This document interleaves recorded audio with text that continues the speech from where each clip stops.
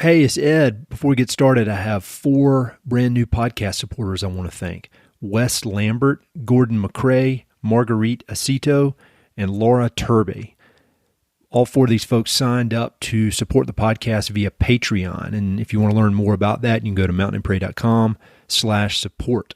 Second thing, we've got a sponsor and a very special offer for Mountain and Prairie listeners from the Free Flow Institute.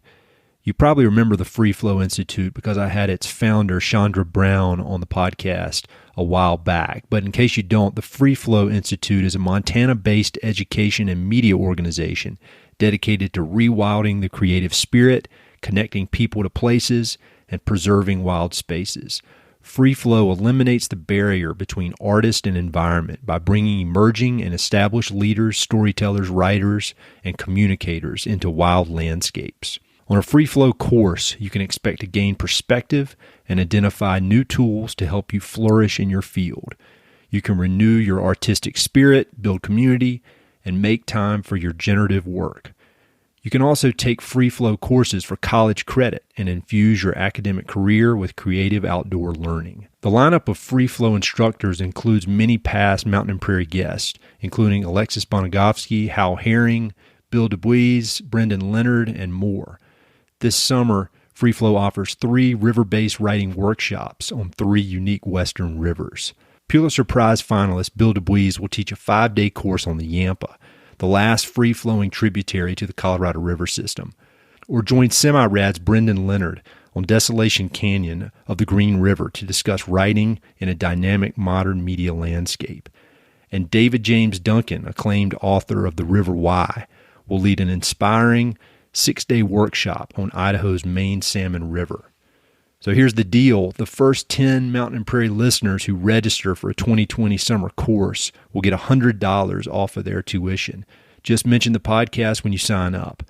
For more information, go to freeflowinstitute.com or shoot them an email at info@freeflowinstitute.com. Thanks a lot.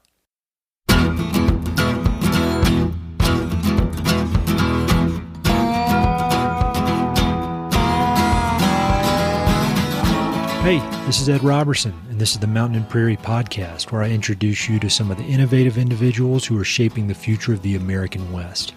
I meet most of these people through my work in land conservation or through my hobbies and interests that revolve around spending time up high in the mountains.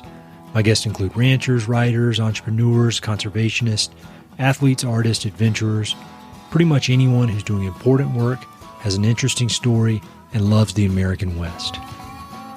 My guest today is Daniela Ibarra-Howell. Daniela is the CEO and co-founder of the Savory Institute, an organization whose mission is to regenerate the world's grasslands through holistic management. By restoring and protecting grasslands, both in the American West and around the globe, Daniela and her team at Savory effectively address pressing issues such as climate change, economic well-being, and food and water insecurity. Through inspiring leadership, masterful storytelling, and cutting-edge research, Savory is shifting the paradigm around agriculture's role as a solution to many of the world's challenges. Daniela was born and raised in Argentina, and from a very young age she loved the land, agriculture, and adventure.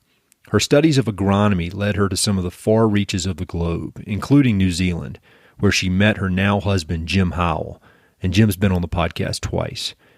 After many years managing ranches and working in the trenches of holistic management, they helped to found the Savory Institute in 2009, and Daniela took the reins as CEO in 2011.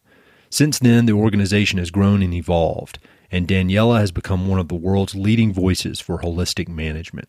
I was thrilled to finally get the chance to chat with Daniela on the podcast because my past guests and I have referenced the Savory Institute many times over the years. We started by discussing the organization, its mission, goals, structure, and global reach. We then talk about Daniela's leadership philosophy and how she values thoughtful action, failing fast, and embracing complexity in all aspects of life. We talk about her upbringing in Argentina, her adventurous personality, and her partnership with her husband Jim. We also talk about motherhood and how she's managed to balance such a high-performing career with raising 2 impressive and accomplished daughters. Whether you're interested in agriculture, leadership, or parenting, there are many lessons to be learned from Daniela, so I hope you enjoy.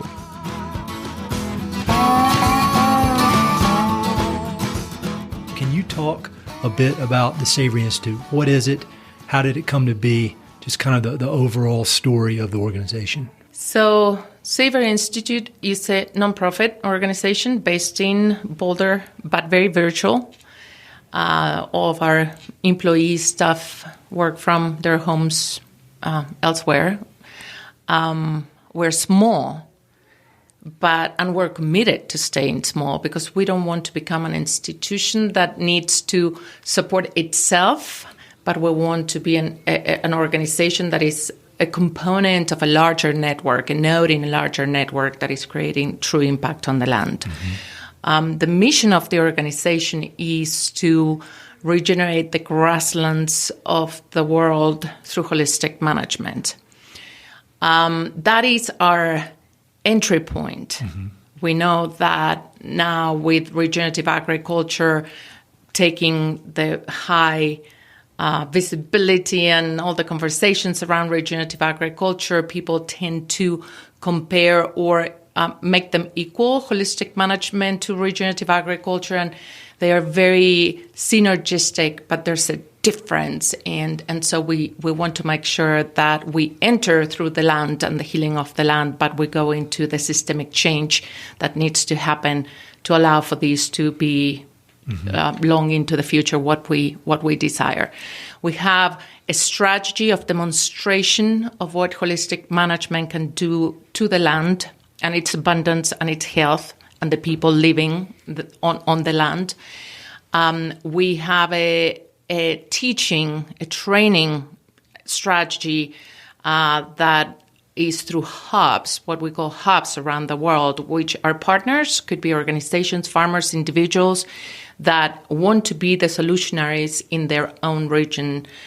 We believe that the answers need to be contextualized, the facilitation of these holistic management, embracement and shift in consciousness, so we start managing with complexity in mind, needs to be facilitated in context, social, political, cultural, language, ecological. So only a local person can or organization can do it. So we equip them to then equip others in their regions, but we stay in touch, right? We stay supporting each other. And we have 50 hubs around the world. They are locally owned, locally led, locally managed, but we equip them with the DNA. So then they can do what they need to do and take it to the next level. And then the third leg of the strategy is how we accelerate, how we de-risk people moving in that direction and the people on the land taking holistic management, especially in the grasslands of the world and the management of livestock. And we do that by bringing market incentives, policy alignment, and public opinion that will move both market and policy. So we believe that in a network approach, in a nodal approach, we will be able to have a lot more traction if we remain connected and synergistic in the deployment of that strategy.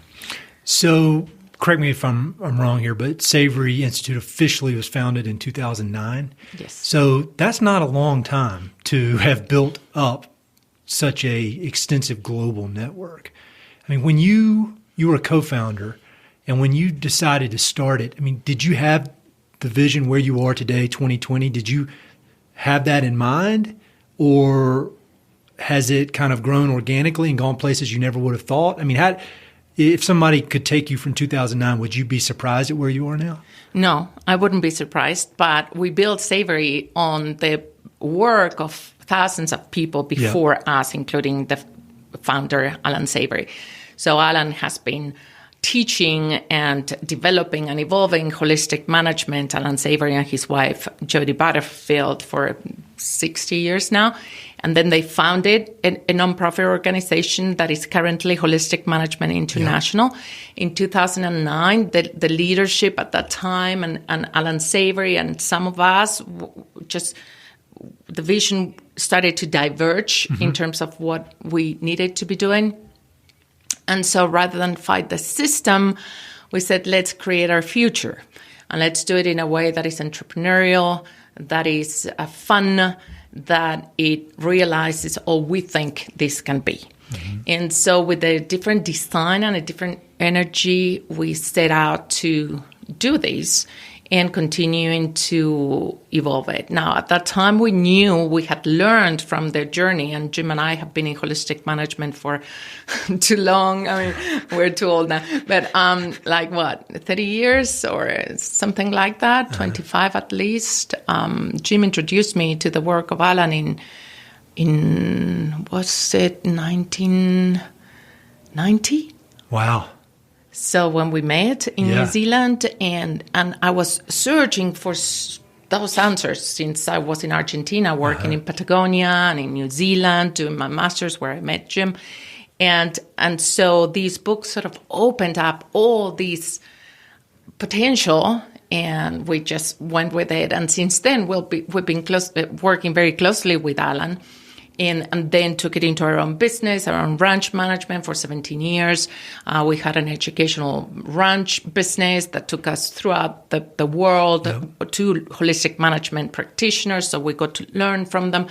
And we saw that in every case, it was not the context, it was not the ecological or the financial or political or social context that prevented holistic management to be successful, but the failure to implement holistic decision-making, the failure to implement the planning, the failure to put the time into creating the conditions for people and land to respond to a decision-making that takes into account and management that takes into account that complexity that we're trying to manage. So we had a long road before we decided to found the Savory Institute, and we had our own lessons and small failures. Sure. You know, the failures that you fail fast and you learn and you recreate and you keep on doing things that then inform, you know, how can be a design, how can we do a design of support, implementation support, teaching implementation support, and then acceleration and de-risking. And so we started designing for that. And again, failing fast, quick feedback loops. I'm a total fan of piloting and learning and getting things done and not just stay in our heads, because when you stay in your heads, then you become so in love with what's in your head that you don't even want to change it, right? Sure. And let alone try to do it because you are so scared. Yeah. That great idea won't work, right? So let's do it, let's fail, let's learn. And when you have a network doing that all the time and communicating with each other, the learning is so much faster. Sure. And the adjustments in design in this world of total constant change, you know, it makes it easier. Makes it less painful. Have you always been like that? I mean, early in your career, did you have this idea of failing fast? Because I would think it may be different when you're young, newly married, managing a ranch. I know a bit about your background from hanging out with Jim. I mean, I know you guys worked on the family ranch for a while. Is there, when you're dealing with family ranch, are those risks harder to take? Because the idea of, well, what if I mess up and my family thinks I'm crazy? I mean, did that affect you? No. Jim's family was awesome because they say whatever. You know, whenever we came with some ideas, you know, okay, let's do this or let's do that. And I am more of an explorer than Jim. I like going into new territory, trying new things. Jim is more, you know, he's my, okay, done, you know, let's go a little bit slower here. So it's good. It's a good combination. So I always was willing to do new things and try new things. Jim was very good at allowing me, in most cases, to get it done. And his parents were awesome. Okay, I remember his father used to say, I'm not sure I understand, but if you say it's going to work, you know, I'm for it. So he was always, always, always supportive. So that, and when it didn't work, they never said, oh, I told you so or anything, right? They were always, well, let's try next thing. Yeah. And so we went through some iterations of business models for our own ranch, and we made it. You know, we could live there for 20 years, start a family, support a family, travel the world. We designed with our holistic context. in mind, and I think it went well. Not that it was easy. So, I've had a good number of folks on the podcast talking about holistic management, but could you just give an overview of exactly what that means? Because I think sometimes the word does get thrown around. Like I had Duke Phillips on recently, and he was talking about how regenerative agriculture is this word that's thrown around now, but in his mind, any rancher that's been in business for multiple generations has to be regenerative in their practices. So what is your definition of holistic management, regenerative agriculture, and how does what you're doing kind of fit in the modern day buzzwords that you hear? Yeah. Well, holistic management is a framework, right, that allows us to be more conscientious of the complexity we're managing. And when you're looking at things we manage, it's nature, it's people, economies, things that are really complex, and therefore our brains have a hard time understanding and acting upon them without creating unintended consequences. So that's what Alan always says. We're very good at making things, and we have succeeded a lot in the things we make, but we have been very unsuccessful in the things we manage because we tend to reduce things through to a few variables to manage, either volumes in agriculture, or price, or output, or efficiencies, rather than looking at the whole and try to manage for complexity. When you're looking at managing a piece of land, a ranch, then of course that becomes your whole under management. That becomes what you're managing, and you're looking at this natural complexity and the social complexity and the financial aspects that you need to manage for that. And that's where the holistic plant grazing becomes a tool to allow us to build that complexity into our decisions and our actions to make sure that we do things right. And then we observe where things are wrong, and we observe and adjust and change. So that specifically for regenerative agriculture is that component. If you have a piece of land, and if you're managing livestock, holistic plant grazing would be an amazingly important tool. But that fits into a larger framework for deciding your actions or guiding your actions that are much more than the piece of land that you're managing. It has to do with your family, it has to do with finance, it has to do with the political situation, with the market situation. And if we don't do it in that context, in that more complex context, then we tend to just make decisions that are reductionist, and as a result, there are unintended consequences that we have seen in our climate, in our food system, in our education, right? So holistic management at its full potential gives us the ability to be a little bit more aware of the complexity of the systems in which we're operating, and designed to honor that complexity as much as possible. In the realm of regenerative agriculture, even, there's all these practices that you can do when you're not sure how to make the decisions. How do you choose? Is compost for me?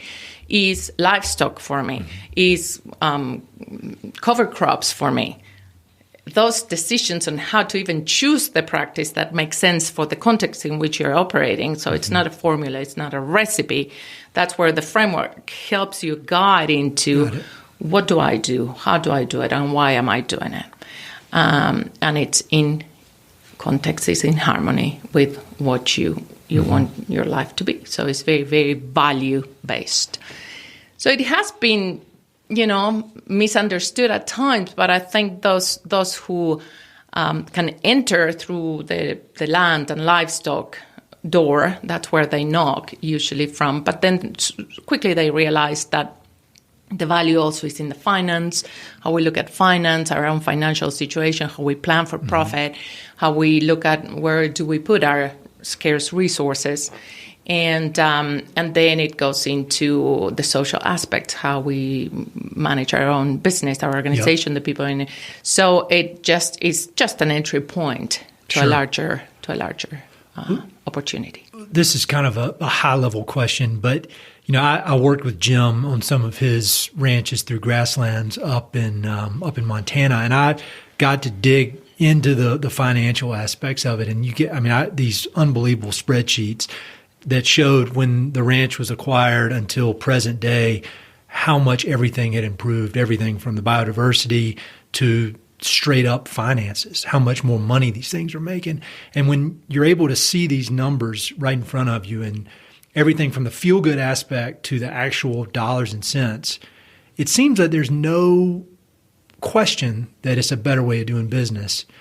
And so why, and this is a very reductionist question, so sorry, but why doesn't everybody do it? I mean, what is the pushback? Who is pushing back on this, if anybody?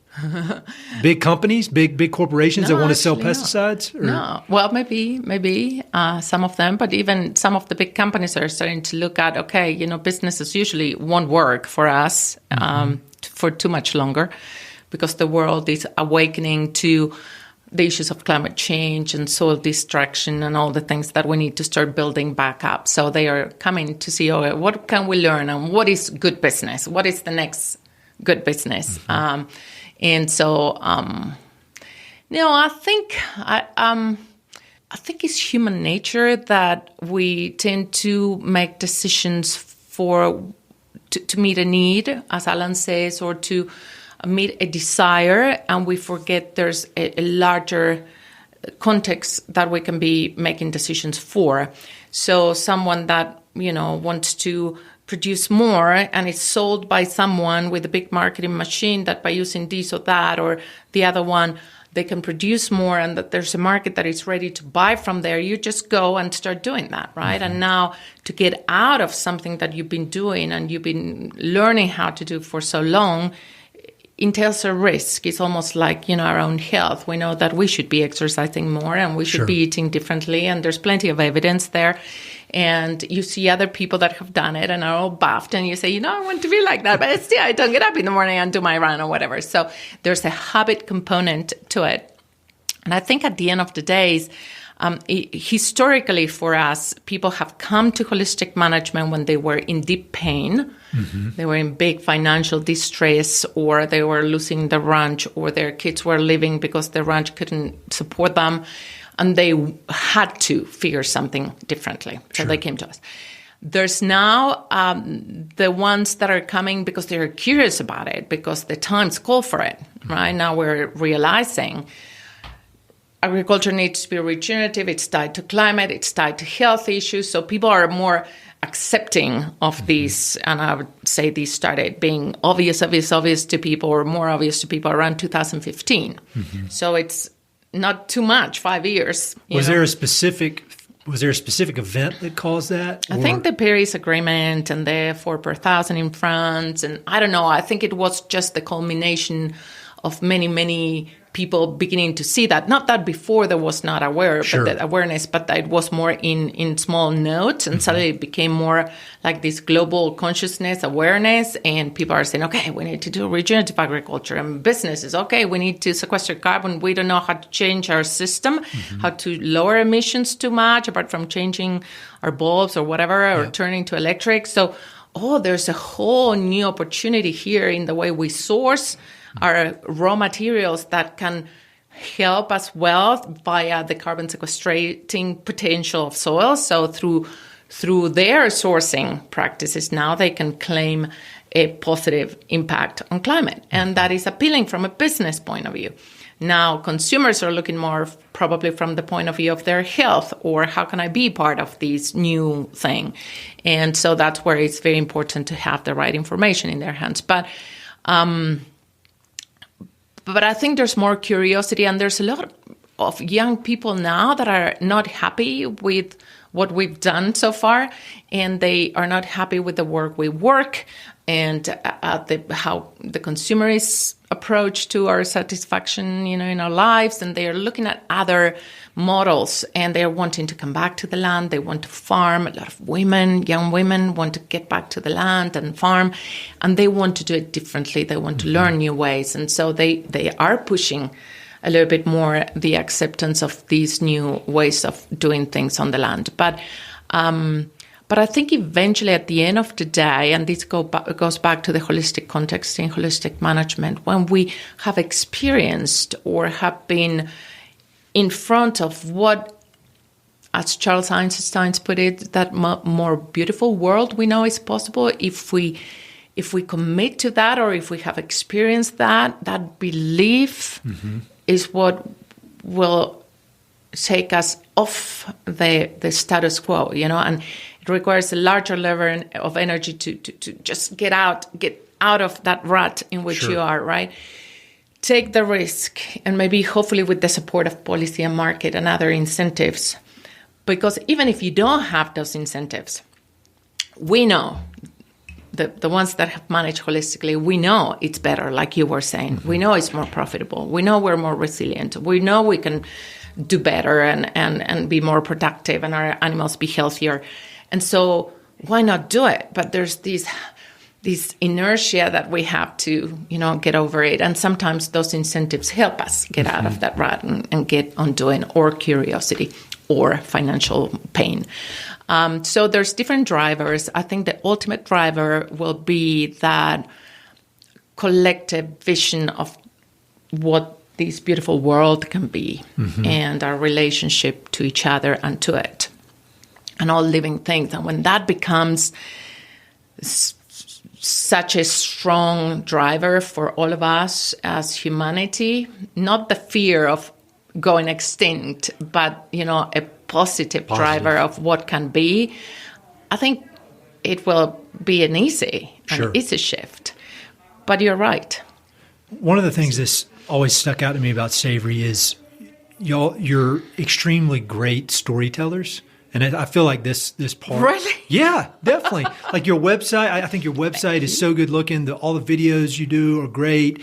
I mean, the way you're able to combine science with stories about people, with stories about the land, with climate change, you're able to put all this really complicated, all these different complicated factors into a story that is inspiring and not gloom and doom, sad. It's like you said, attacking it from the positive side of things. And so, I mean, obviously that's intentional, but what do y'all think about when you think about storytelling and about how to communicate these complicated issues? Because, how many different issues have we talked about just in the first 15 minutes? Financial, climate change, soil, science. I mean, you can go in a million directions. So how do you even figure out how to tell these stories? Well, thank you for the compliment. We do not believe we're that great. And we do believe that it's so important to both bring the stories and the data. Data alone does not change hearts, but not having the data has hurt us in the past. As a blockage. Oh, you don't have the data. Oh, it's not scientific, So we said, okay, let's put the data. But then we put the data and no one cares about the data. Boring. It's boring, that's right. But it's good to know you have it, right? Because then you can support your claim.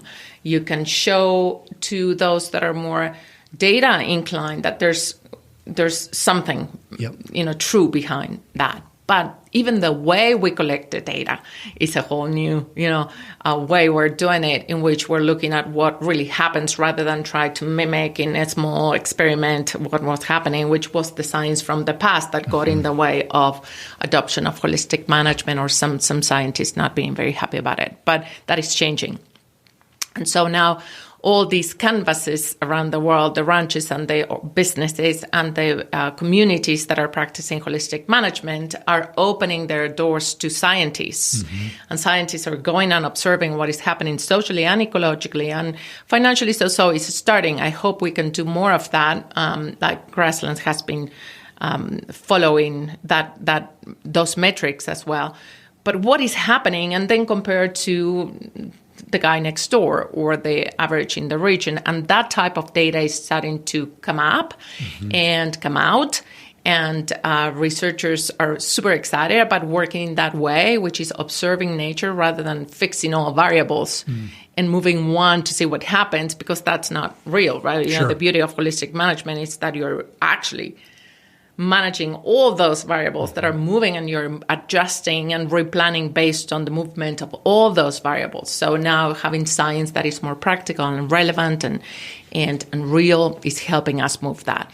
But the storytelling, we are told environmentalists and people, ecologists and the people of the land are quite boring about it. But now there's a new movement and of younger people too that are telling it in ways that are really moving hearts. Mm-hmm. And so we're trying to learn from them, associate with those who are very good storytellers. We know we have to do more. We have to, of course, limited resources, but part of the idea of the Hub Network is how can we all tell our stories in a way that is consistent, in a unified voice, so we don't just create more confusion into, okay, there's 50 different ways of doing things. No, this is the story of what is possible when we address complexity and, in our case, what we believe is holistic management, the power of holistic management. And let's put the stories and then let's put the data with it. Yeah. I was at a conference down in Santa Fe a few weeks ago, and I was with one of your biggest fans, Will Harris. Yes. And you talk about a storyteller. Oh, my goodness. He's figured out how to tell that story, and the work speaks for itself. But you wonder if it was somebody who was not as charismatic, who had the same results, would it be as powerful? Yeah. Why? Yeah. He is a character. I thought I had a good Southern accent until I met him. I love Will. Will loves me, and we cannot understand each other. And so we said, you know what? Let's accept we love each other. We can only write to each other and be in front of each other and support each other, but let's not talk to each other. It won't work. And there's this very funny story in which he tells me, I'm working with my daughters. And I said, you're working with McDonald's? Who introduced you to them? And he says, who introduced me to my daughters? This woman is crazy. So we decided, let's not talk to each other. Let's just love each other. Okay, let's just be okay with what each other is doing and right. And so, but I think he's one of the celebrities we have in our movement, and we're so proud and grateful for him being one of our hubs and working with corporate. Sure. Groups that have come to the movement because of his ability to show a value proposition. And we have some of them, but not all of us are the same. And so there are other ways in which we can also tell stories. So the idea is to have a wheel of options to show evidence. Mm-hmm. So some will be science, some will be charismatic personalities like him and Joel Salatin and Gabe Brown and those who have those. Some will be stories of the land. Some of it will be through activism in youth. I don't know, but photos or documentaries. So we're in for all and anything that can allow us to have that leap, that we're needing in how we see this world of ours and our food systems and each other and say, okay, I see, right? And so see the value of then managing holistically. So... Yeah, well, I take a lot of inspiration from the way y'all tell stories because a lot of my work, non-podcast work, is with water rights. And I found that when you start talking about water, there is a very distinct moment where people's eyes glaze over because it can get so technical and it can get boring. But there's nothing more important, at least in this part of the world. And so I feel like I look to you guys as, all right, how do you balance substance with engaging storytelling? So thank you for that. Thank you for your podcast. Thank you for your podcast. We need to get a lot better.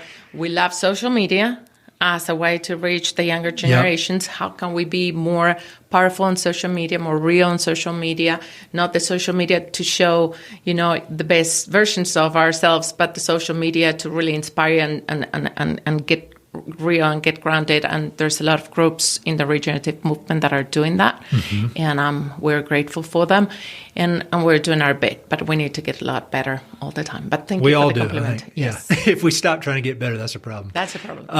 Well, I want to hear about you. How did you end up doing this? You grew up in South Carolina, correct? No. I'm just joking.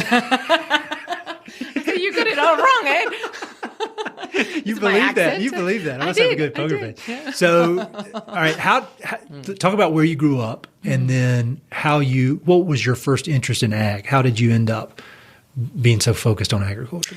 Grew up in Buenos Aires. It's the New York of Argentina. And my parents were urban folks. Sure. But my grandparents came from Italy and the Basque region of France, actually. And so I had a lot of family that lived in the countryside. Okay. And we would spend time in the countryside. And I always loved the idea of being an explorer. I always loved reading Wilbur Smith or watching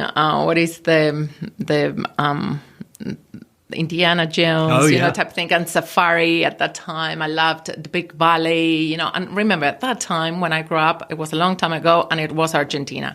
So we had access to 4 black and white channels on TV, right? So there was not much to choose from, but those were coming to me. And so I said, how wonderful to be on a horse or, with the machete in the jungle. And I, for some reason, spent days and days of my life just looking at maps. I wanted to travel the world, which at that time in Argentina was a very difficult thing. It was only for the rich. And we were not. But there was always this desire to see the world and explore the world and be in nature. So whenever we go to the ranches and farms of my extended family, I would just get on a horse and ride, and envision what it will be when I grow up. And when the time came to become to choose my career, I didn't know what I was going to do, because in Argentina at that time, everything that had to do with the countryside was very male-dominated. There was no room for women there. But I said, I have to do it anyway. And I decided, okay, I'm going to go and study agronomy, because it was the closest that may take me. Otherwise, I could be a forest ranger. But it didn't seem exciting enough for me. So I said, okay, agronomy. And it was not like here now, the education system, going through Savannah, my daughter, going through college choices, that there's gazillion opportunities. Sure. You were either a doctor or a lawyer or an agronomist or a dentist. There were too many options. So, and some were clearly not for women, like agronomy. But I said, I'm going to do it anyway. And 5% of 5% were women. 5% of the students were women at that time. But I said, I'm going to go anyway. More men to choose from. Right? Did your parents encourage you to just say, do what you want to do? Yeah. Okay. Yeah, my parents were pretty awesome. My dad was obsessed with us pursuing a tertiary, a college education, which a lot of kids at that time started to do, but it was not just the default. Yeah.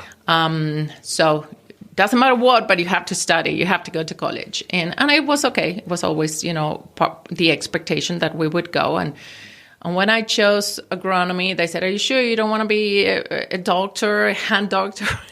My father said, it would be really nice to be a surgeon, hand surgeon. I said, hand surgeon.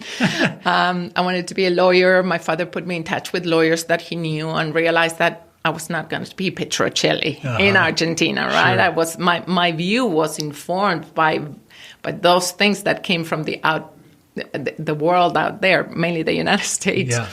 So I said, well, okay, I can be Audra Barkley then, but not quite. Maybe Victoria Barkley, because I wanted to sort of be this game changer. These I didn't want to be the wife of a rancher. I wanted to go and change something. And so I went to agronomy to the school, University of Buenos Aires, and could not fall in love with any of the things I was studying, with the exception of soil science I liked. But I didn't like the production side of things. They seemed too really, industrial agriculture was starting to get in there, and I just didn't enjoy it. And I could see, no, this is not what I want to do. So I got into economy. And so economy and policy. And then once I was looking at this documentary, and there was an Australian guy that had turned this patch of land that was a desert into this amazing haven with birds and fish and water. And I said, that's what I want to do. So looked at my country and loved the South, Patagonia, and started learning about all the great desertification that was going on there. Also had the dream always of going to Africa, as I said, the Indiana Jones in me. And I said, how do I get to Africa? So I went through all kinds of, including apartheid and social studies of how can I get there? And finally, I said, well, it's through land. Mm-hmm. It's through seeing what was happening without having seen the work of Alan. And started to work in Patagonia and realized the answers were not there. I started to work for the Ministry of Agriculture after I finished my studies. And growing there, going up there, the ladder, but still I could see even those above me, and I was very young, didn't have the answers. Worked a lot in the west of my country and in Patagonia, and all you could see was degradation of people, degradation of resources, degradation of economies. I said, there has to be a way. Mm-hmm. And so I decided I have to live here. I have to go and keep on studying, applied for scholarships, got an opportunity to go to New Zealand and keep on studying there. That's when I met Jim. Okay. Working on the tussock grasslands, the Department of Conservation, very concerned about the noise I was making with my studies, trying to unveil why the tussocks are degrading, and still New Zealand wanted to take away the land from the farmers because it was the best versions of tussock grasslands, the ones that were under grazing. So I said, people and land need to be together just in harmony. And so Jim said, I have this book that you will love, and it will answer some of your questions. And he gave me the book of Alan Savory, and there was no turning back. Wow. Yeah. That is a cool story. And so from there, from New Zealand, were you and Jim inseparable from that point? Well, we separated for a while because I had an extra year to be there. He came back to the States and was working. And then I decided I had to see the world. I had to do it. And finally, I got out of Argentina. I had to do it. So I studied and worked for almost a year around the world in Southeast Asia and Australia and Europe, and then ended up in the United States, and we met again. And this is the time, no internet, no cell phones. Oh, yeah. So postas restantes and letters that were waiting for you that were a month old or 2 months old. And Jim is a great writer, as you know. Yes, so he his is. letters were very persuading. and so we got back together and we decided that we were meant to be. And I said, okay, come to Argentina, see what you're getting into, because this is bigger than you think. And so he came and fell in love with, I think, a very different culture from where he was raised. But it was part of what enriched his life, I hope. Sure. And when we decided to get married, we wrote to Alan Savory. We said, what do we want to do? And we said, we want to learn more, and we want to do it, and we want to let's write. And I am a believer that you follow your intention with an action, and the universe manifests. And we got a job with Alan Savory at this ranch in New Mexico and Arizona, the High Lonesome, and very well named. It was high and it was lonesome, and that's where we started our friendship and our marriage and our journey into holistic management. Man, that is so cool. So when you think about your time on the ground managing these ranches, that is one skill. And then being a CEO and managing this network of people, that's a different skill. It's like they're really, really awesome basketball players who would not make good coaches. But you were able to do that, do the ranch management on the ground, live that life, and really figure it out.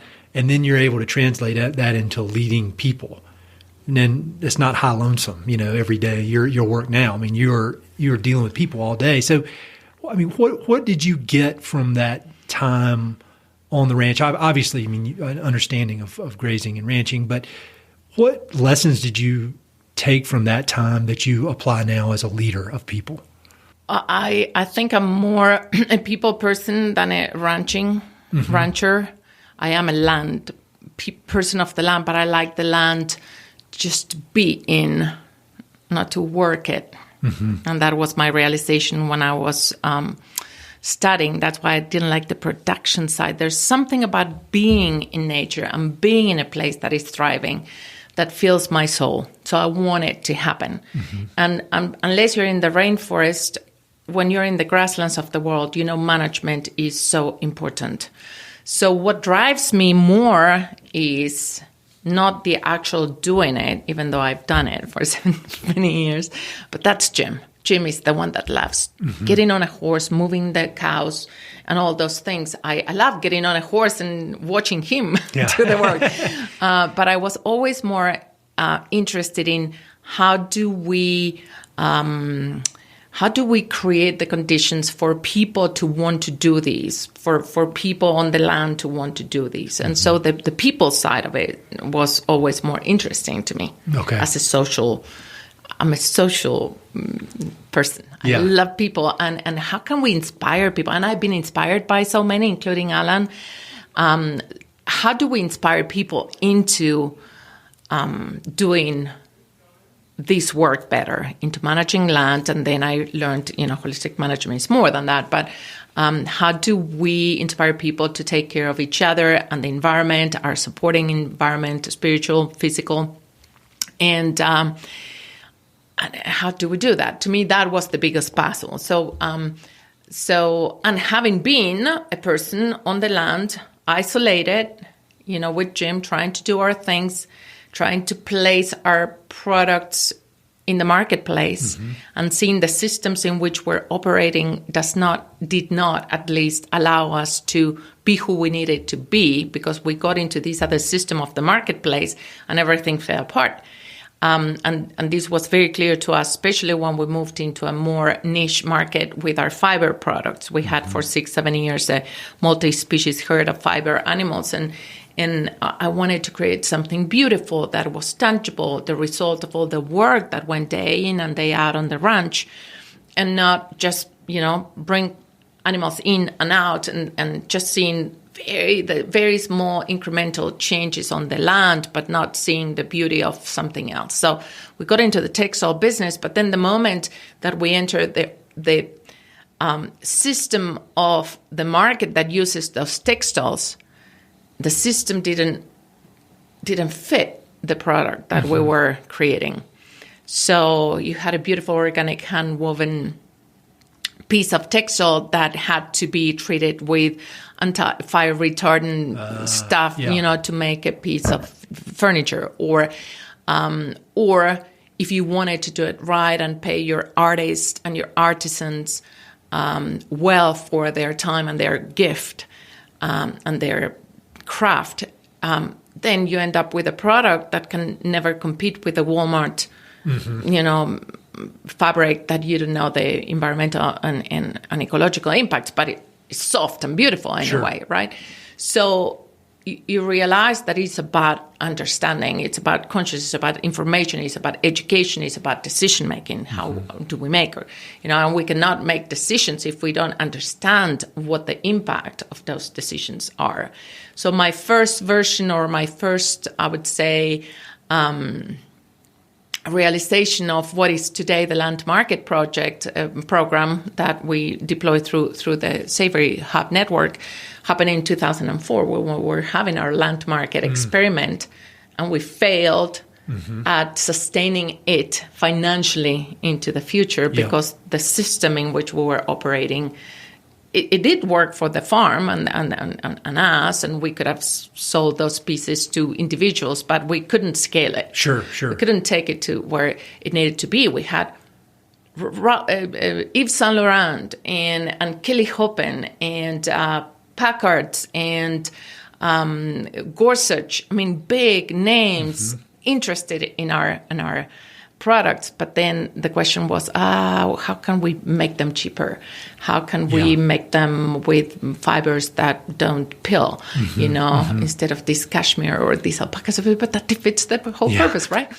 But anyway, so what attracted me was solving those issues, trying to look at the systemic changes that were needed to solve those issues. So then ranchers can do the things well, because they live within another bigger system that allows for them to do it.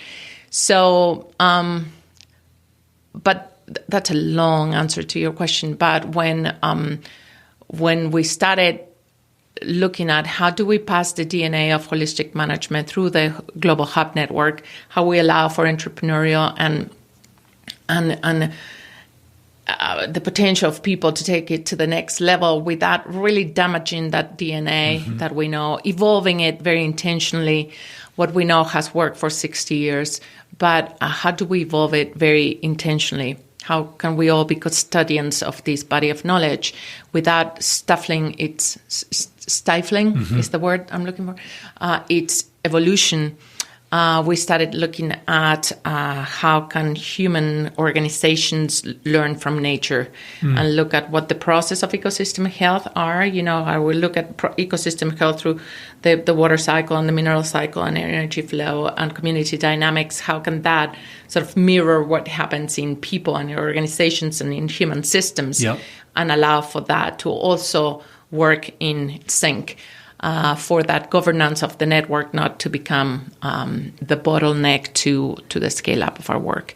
And so at that time, my COO, Trey Cates, that was with me for the first 7 years of Savory, he said, let me take this and run with it, because he was an entrepreneur and he loved people and he's a theologist and a philosopher, and go around with it. And so for 3 years within the organization, now in his new organization in Rhythm, he's trying to tackle that big human component. But all that learning, and we continue to work with him, that we continue to bring into the management of the human system that we're doing. And then the financial component and all those learnings. So I think there's no one key thing to now wrap up, but it's just that continue to look at holistically as possible and making sure we're paying attention to all these things, identifying what we're looking at so we can adjust quickly, and then honor managing holistically to a context that embraces that complexity. And so we're learning together. We're learning together within the organization. We're just a few, 14 folks. And within the global network that we're a lot, we're hundreds. And so learning together and continuing to move it forward. So it takes all of us. Who do you admire as a leader, or as a business leader, non-business leader? I mean, because it seems that a lot of these challenges that you're going at head on they're obviously unbelievably complicated. And I would think a lot of people would just say, man, this is too complicated. I can't do it. There's no point in doing this.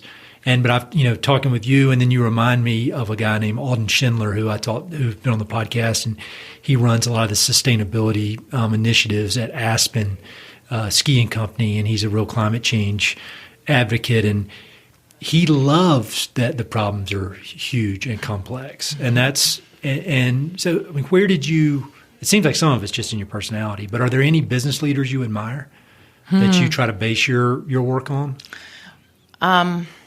Maybe not business leader. A lot of them. I admire a lot of business leaders. I think I have moved a long time ago from the idea of the heroic leader, the solitary leader on top. I don't think, I don't think that represents how I best who I want to be.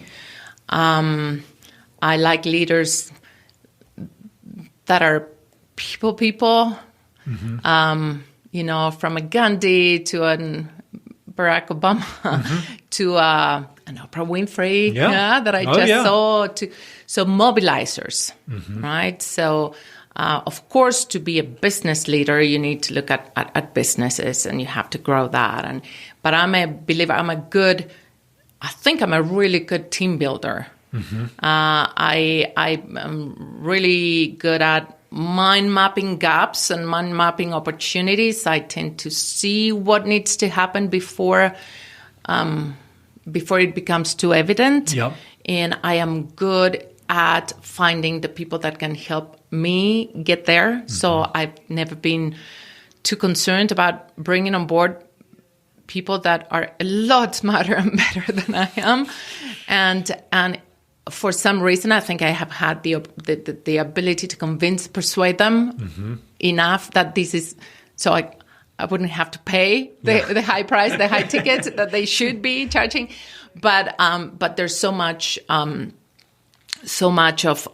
the other currencies that pay for their engagement in these solving these issues and creating this more beautiful world.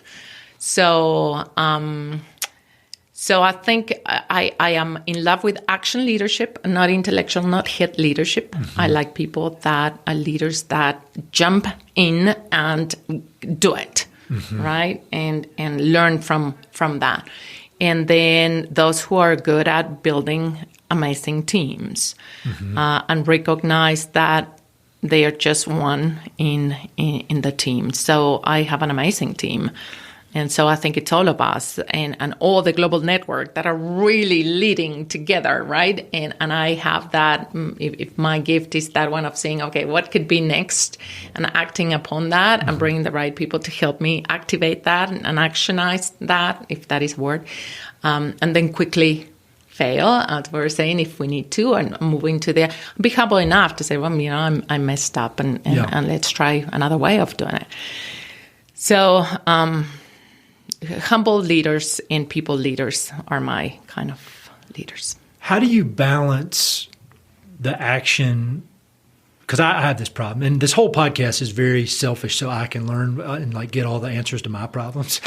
And so one of my problems is that I'm very action oriented, but I think sometimes I can get ahead of myself. I just default to action over any sort of planning. It's just like go, go, go, go, go. So, and then I get really frustrated and annoyed when people want to make all these extensive plans. And I think I think in the end, the right answer is closer to me than closer to the planning people. But I could back off a little bit. So how do you measure that or evaluate that internally? The urge to want to go, go, go, go versus, all right, we need to have this thing figured out a little bit before we start. Thoughtful action. And so the guiding star for us is our holistic context. So we don't go into just one thing or solving one problem or solving another one, because that way you're moving from one way to the other one, right? So that holistic view, and then we use the framework, of course, to make our decisions. That is not a stale document; it's a living document that guides every action, our decisions, our day to day. We design our plans with a lot of information and data points. So we have the whole team we are open books. We have. This is the resources we have. This is what we need to do.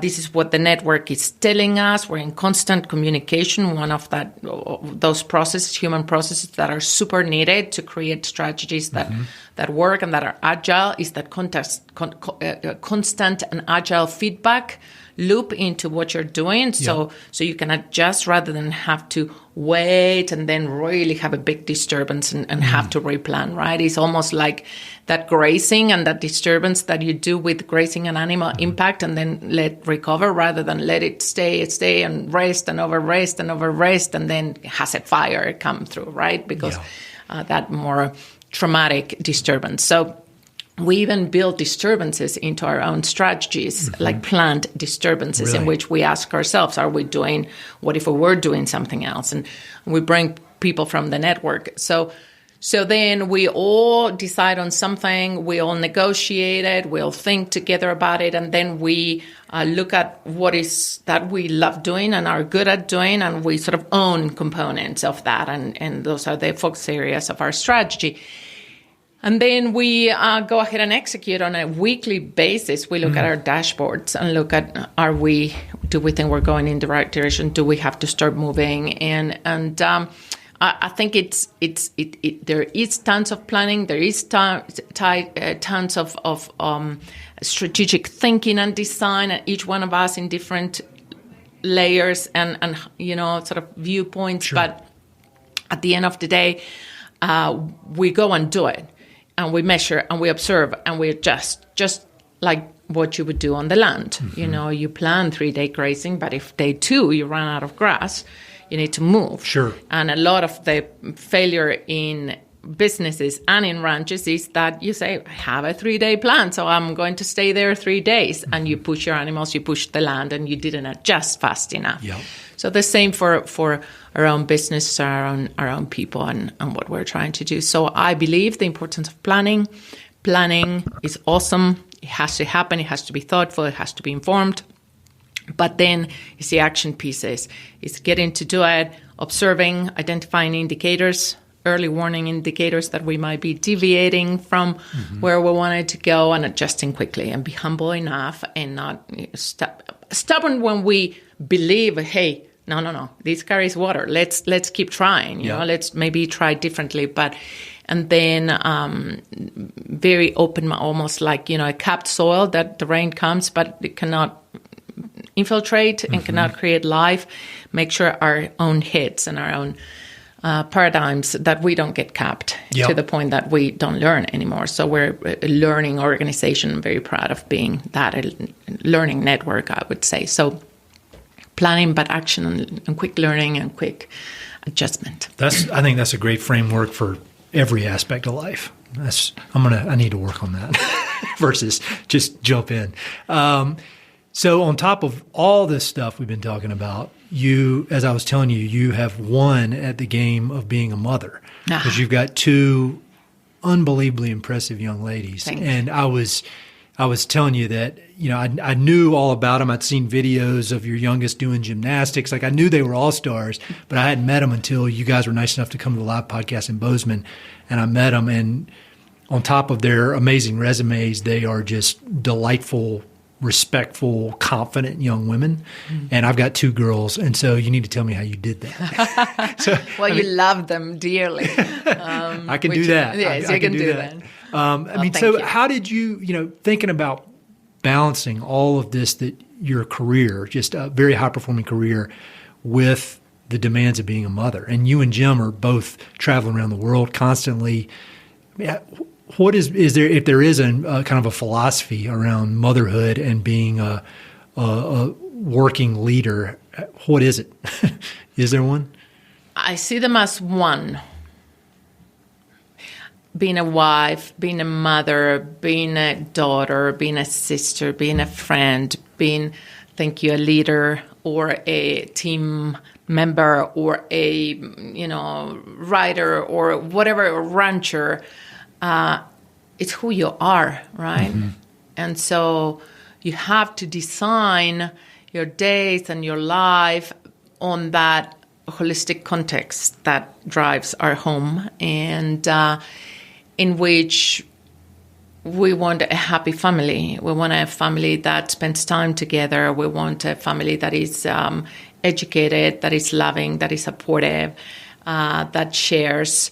We cannot put in buckets our professional lives and our personal lives, because then one will be extracting from the other one. At all times, they be in competition, and they should be in synergy too.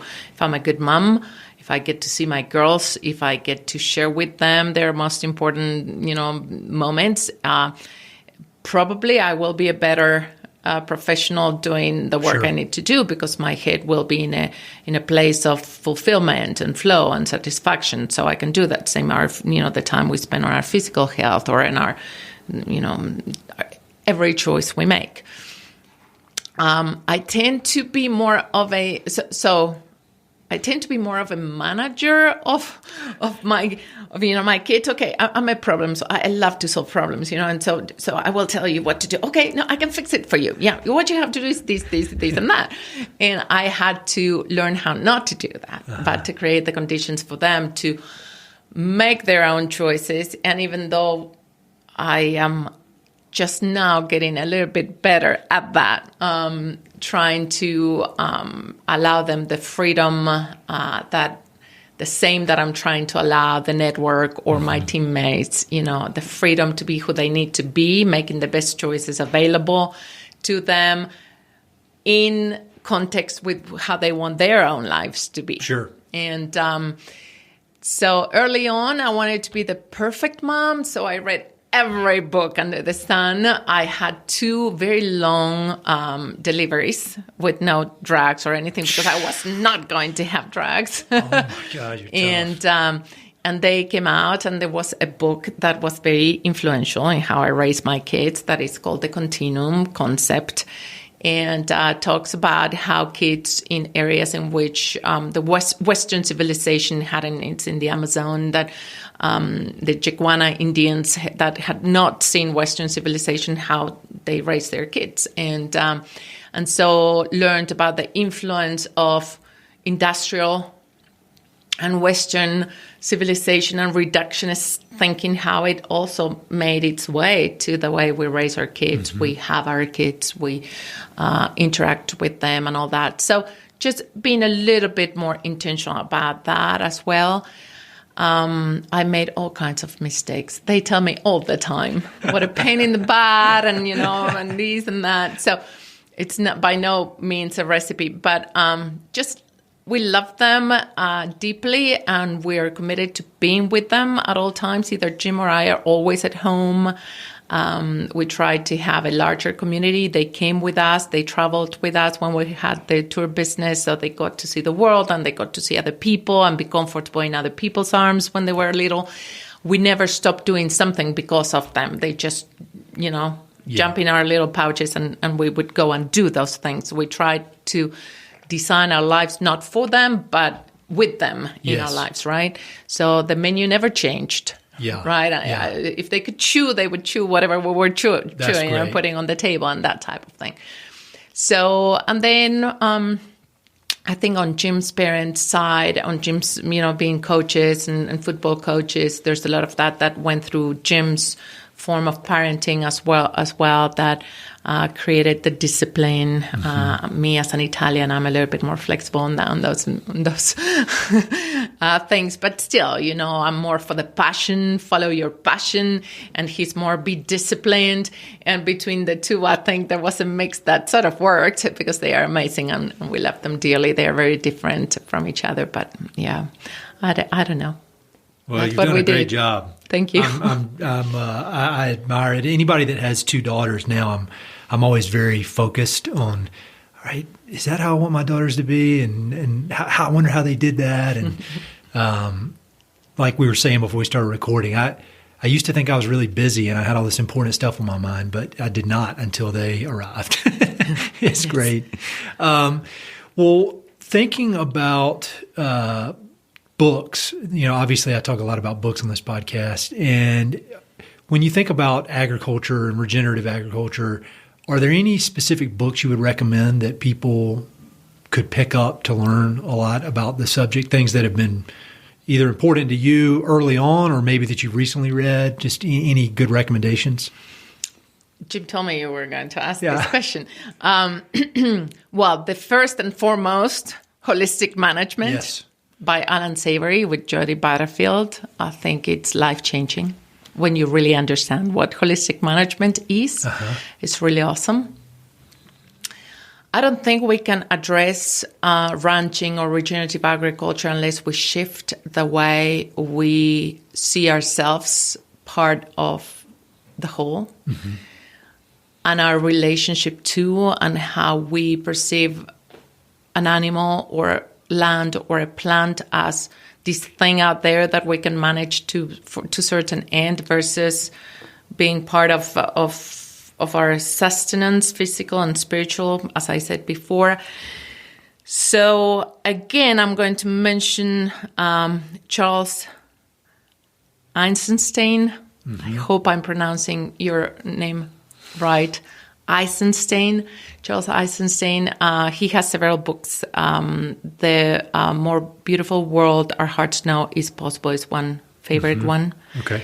In terms of paradigm shift, again, you may probably wanted me to say something more about the tactics or the how-tos, but I go always up there to how do we perceive, how do we see, how we, then be able to manage with that in mind. So those are two books that I recommend everybody to read.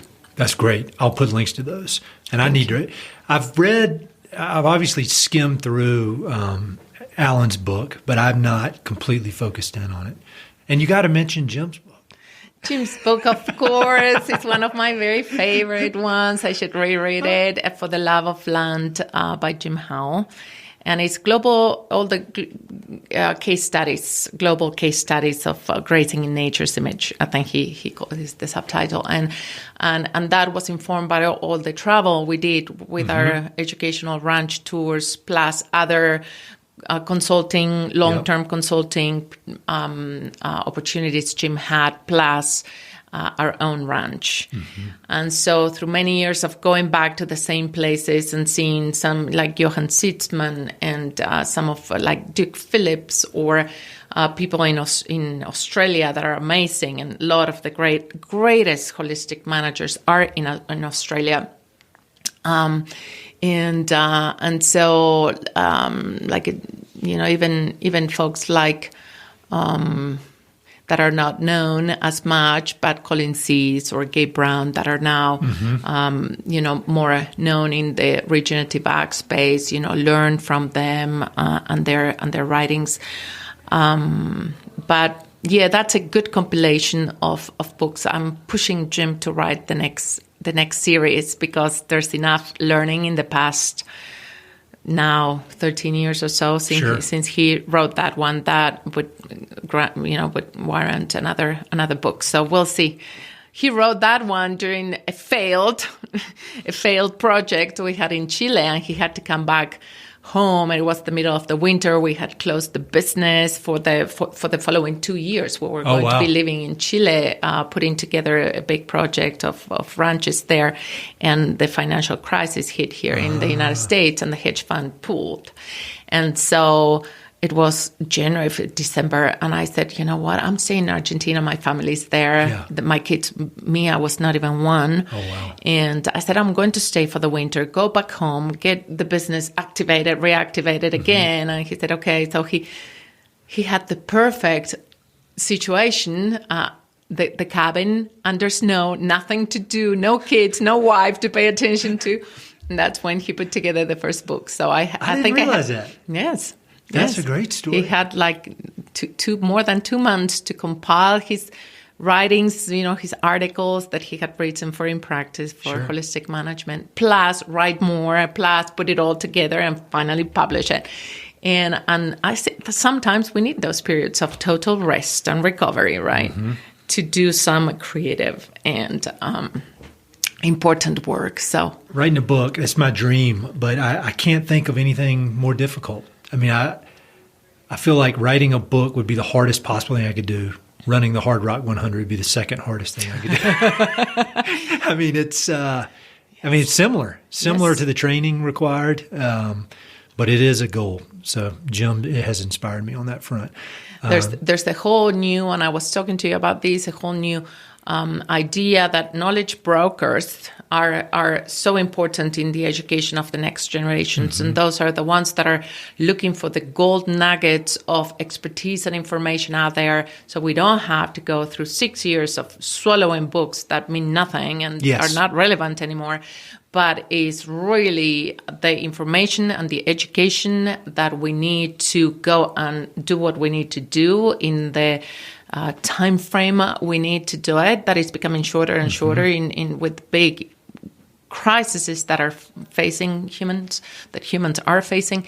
So we need to equip the next generation faster. Your podcasts are doing that. These type of efforts are doing that. Knowledge brokers, like a book that tells stories of 40 people doing amazing things beyond and above. That's the kind of things we need. So keep on doing it and find the time to I'm going to make it happen. I am. Yeah. Well, and just all the wisdom that has been put out on this podcast, I don't want it to disappear into the internet. No. I mean, it needs to be in one spot. So that's my motivation. Fantastic.